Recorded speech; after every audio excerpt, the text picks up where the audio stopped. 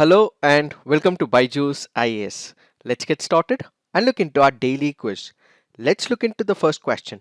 With reference to Siachen Glacier, which of the following statements are incorrect? Siachen Glacier is located in the eastern Karakoram range in the Himalayas. It is the longest glacier in the world's non-polar areas. Operation Vijay was the codename for the Indian Armed Forces operation to seize control of the Siachen Glacier. Which of the statements are incorrect? Since it is asking for the incorrect statement, the answer to this is 2 and 3 only. Why have we taken this practice question? Because this article here makes a mention of the Siachen Glacier. Let us try and understand what are these options and why are they wrong. When it comes to the first option, yes, Siachen Glacier is located in the eastern Karakoram range in the Himalayas. This is the first correct statement. When you look into the second statement, it is not the longest glacier, but instead it is the second longest glacier in the world amongst the non-polar areas. So the first happens to be Fechenko Glacier, where is what you have to put it in the comment section. And the third option is wrong. That is because it is not Operation Vijay, but instead it is Operation Meghdut. What is the significance of Siachen Glacier? It happens to be the highest battleground on earth, which was captured by the Indian forces by Operation Meghdut. We have one of the ridges called as the Saltoro Ridges. It gives India domination in this entire region. How? It will prevent direct linkage between Pakistan and China. Why? Because it is acting as a separation line.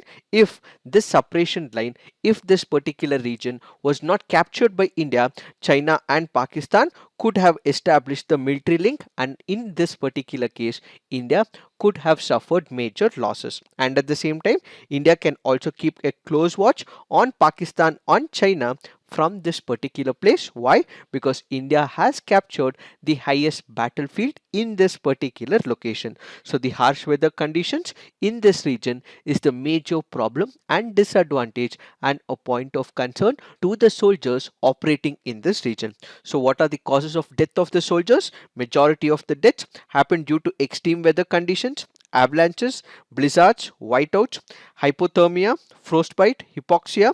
Soldiers' own sweat becomes his enemy as it converts into ice in gloves and shoes, and the minimum temperature can fall as much as minus 60 degrees Celsius as well.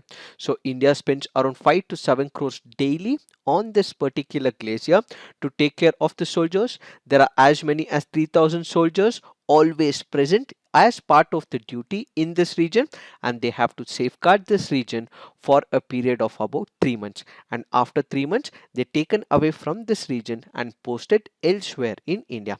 Now let's look into the next practice question. Consider the following statement. Office of Economic Advisor, Department of Industrial Policy and Promotion, Ministry of Commerce and Industry calculates the Consumer Price Index. The base year of the CPI is 2012. Which of the above statements are correct? The answer to this is 2 only. Why have we taken this practice question? Because this article here makes a mention of Consumer Price Index. When it comes to the first statement, the Office of Economic Advisor, Department of Industrial Policy and Promotion, Ministry of Commerce calculates not the Consumer Price Index. Instead, it calculates the Wholesale Price Index. When it comes to the Consumer Price Index, we have the CPI for the industrial workers. This is compiled by the Labour Bureau.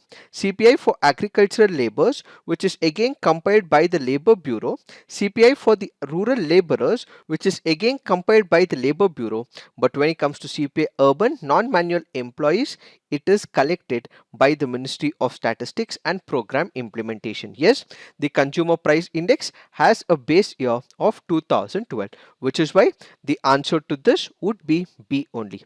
Now let's look into the next practice question. Which of the following statements about SVAMITVA scheme is or incorrect? It is an initiative of the Ministry of Panchayati Raj. It is a centrally sponsored scheme for creating accurate land records.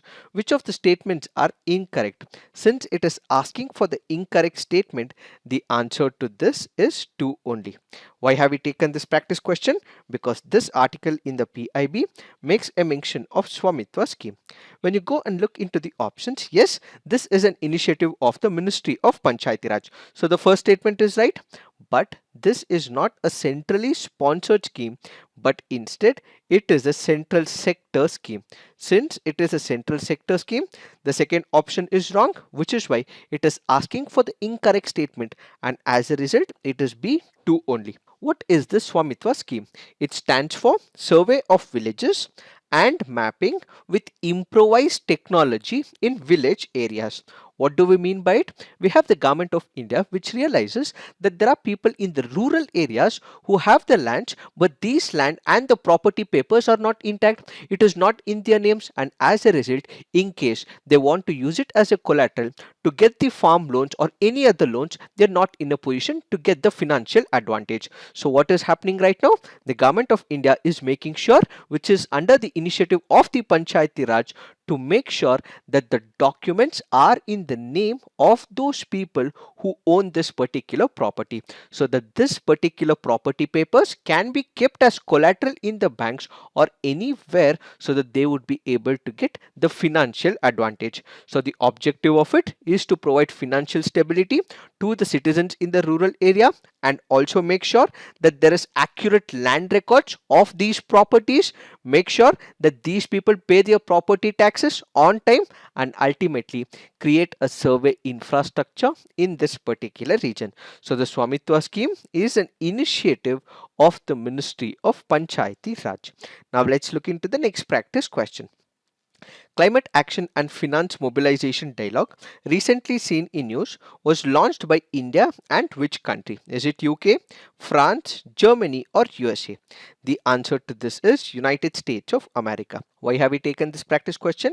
Because this article in the PIB makes a mention of Climate Action and Finance Mobilization Dialogue. So this happens to be an initiative between India and United States of America as part of India-US Climate and Clean Energy Agenda of 2030. As part of this initiative, India and United States of America will collaborate with each other, and United States of America will help India in installing about 450 gigawatts of renewable energy as well.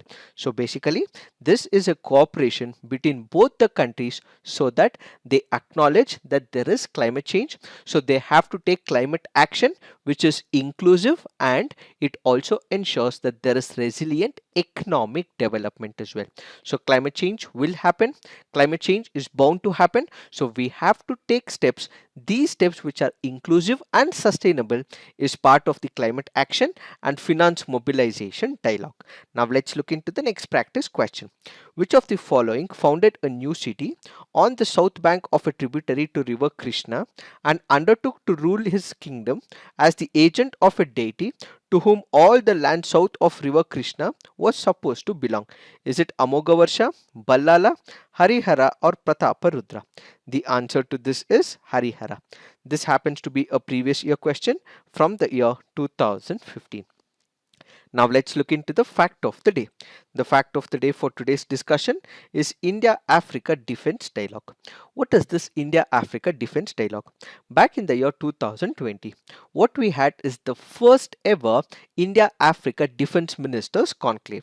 Where was this held? This was held in Lucknow in India, and after this conclave concluded, they came up with a declaration called as the Lucknow Declaration.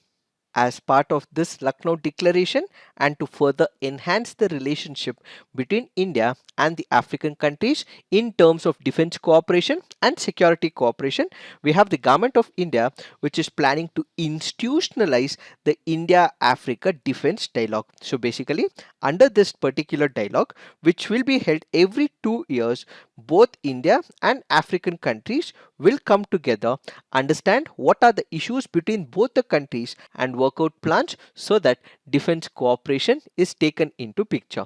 So the institutionalization of the India-Africa Defense Dialogue will help in enhancing the relationship between African countries and India and explore new ideas of convergence. So basically, there might be a couple of issues where India and Africa can come together. Let's say, for example, the cyber security, training, capacity building, maritime security, counter-terrorism. These are the areas where they can come together, converge on their thoughts, and ultimately build a platform so that they can discuss, deliberate, and have negotiations with respect to the defense deal. Apart from this, China has already made significant inroads in Africa. It is also exporting number of defense equipments to multiple countries in Africa. With this dialogue in place, India can take on China, where it would be able to make defense exports to African countries as well. So what we would be able to establish is a credible relationship between India and Africa and make exponential exports to the African countries in the near future. It is this that we have to understand in reference to this fact of the day. So this is it for today. Thank you for watching. All the best.